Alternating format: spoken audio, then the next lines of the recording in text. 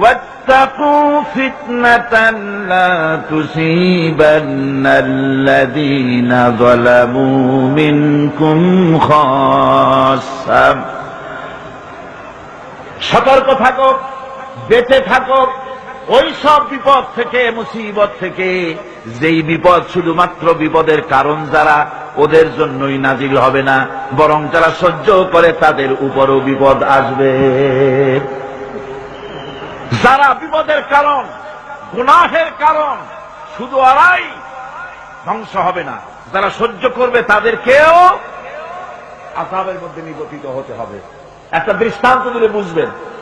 আপনার বাড়ির সামনে ড্রেনের ভিতরে বিড়াল মরে পড়েছে, কুকুর মরে পড়েছে, আপনি নাকে রুমাল দিয়ে যান, বাড়িওয়ালা ভালাইতেছে না, আপনিও ভালাবার চেষ্টা করতেছেন না।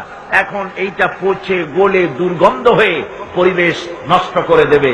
তখন এই মরা কুকুরটার দুর্গন্ধে শুধু বাড়িওয়ালাই অসুস্থ হবে না আশেপাশের লোকেরা অসুস্থ হবে? বলেন আপনারা, সবাই অসুস্থ হয়ে পড়বে। সুতরাং বাড়িওয়ালা যদি না ফেলায়, আপনার দায়িত্বে আপনাকে ফেলতে হবে। অন্যায় যেখানে উঠবে সেখানেই তাকে নির্মূল করতে হবে। এটা হলো উম্মতে মুহাম্মাদীর দায়িত্ব। আল্লাহ পাক এর জন্য বলেছেন, ওয়ালতাকুম মিনকুম উম্মাতুন ইয়াদউনা ইলাল খায়র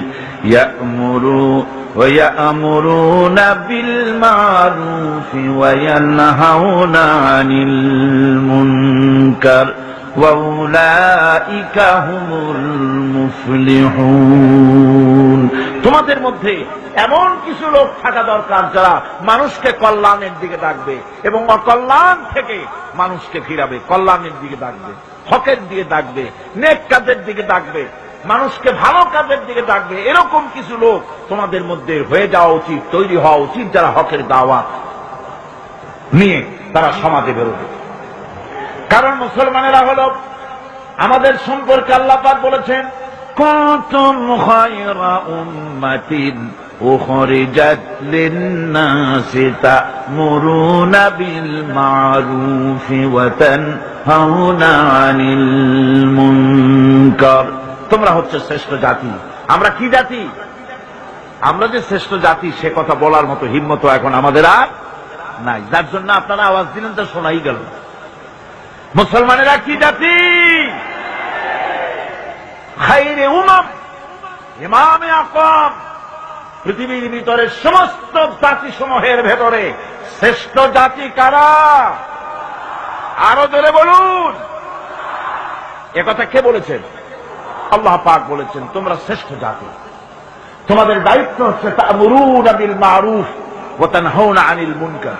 তোমাদের দায়িত্ব হচ্ছে ভালো কাজের আদেশ করবে, অন্যায় কাজ থেকে মানুষদেরকে ফিরাবে। এটা হচ্ছে তোমাদের দায়িত্ব। এই দায়িত্ব যদি আমরা পালন করতাম তাহলে আমাদের সমাজের ভেতরে এই অন্যায় অসত্য টিকে থাকতে পারত না। আমরা মানুষকে ভালো কাজের আদেশ দেই না। ভালো কাজের আদেশ দিতে হলে ক্ষমতায় থাকতে হয়। আদেশ আর অনুরোধ এ দুটি কি এক জিনিস? আদেশ আর অনুরোধ দুটি কি এক জিনিস? আদেশ দিতে গেলে আদেশের জায়গায় পৌঁছাতে হয়। আদেশের জায়গায় না গিয়ে কাউকে হুকুম দেওয়া যায় না, অনুরোধ জানাতে হয়। গভর্নমেন্টের কাছে বিনীতভাবে অনুরোধ জানাই, সিনেমার অশ্লীলতার জ্বালায় টিকতে পারি না, রমজান মুবারক এসেছে, এই অশ্লীল সিনেমার ছবি নামায় ফেলা হোক, বিনীতভাবে অনুরোধ জানাই। এটা হলো অনুরোধ। আর আল্লাহ বলছেন ইসলামের ব্যাপারটা অনুরোধের ব্যাপার নয়, এটা হচ্ছে আদেশের ব্যাপার। ক্ষমতায় এমন লোক পাঠাতে হবে যে রমজান মাস এলে বলে অর্ডার দেবে, সিনেমার সমস্ত ছবি আর গান বন্ধ করে দাও। হোটেলের কোন দরজা খোলা থাকতে পারবে না, কোন খাবারের দোকান মুসলমানদের খোলা থাকতে পারবে না। এটা হচ্ছে অর্ডারের কাজ।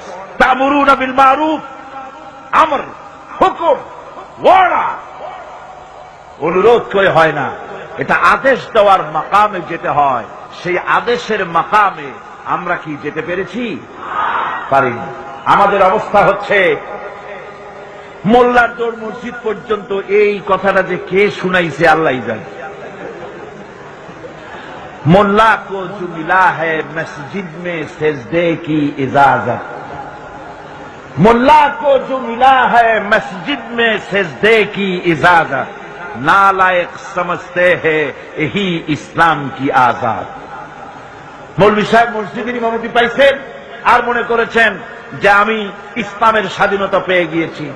ডিসি সাহেব যদি দাওয়াত দেয়, মন্ত্রী সাহেব যদি দাওয়াত দেয়, আনন্দ অস্থির হয়ে যায়। আরে বাপরে, ডিসি দাওয়াত দিছে কি সোজা কথা, মরি কি বাঁচি, উঠি কি পড়ি।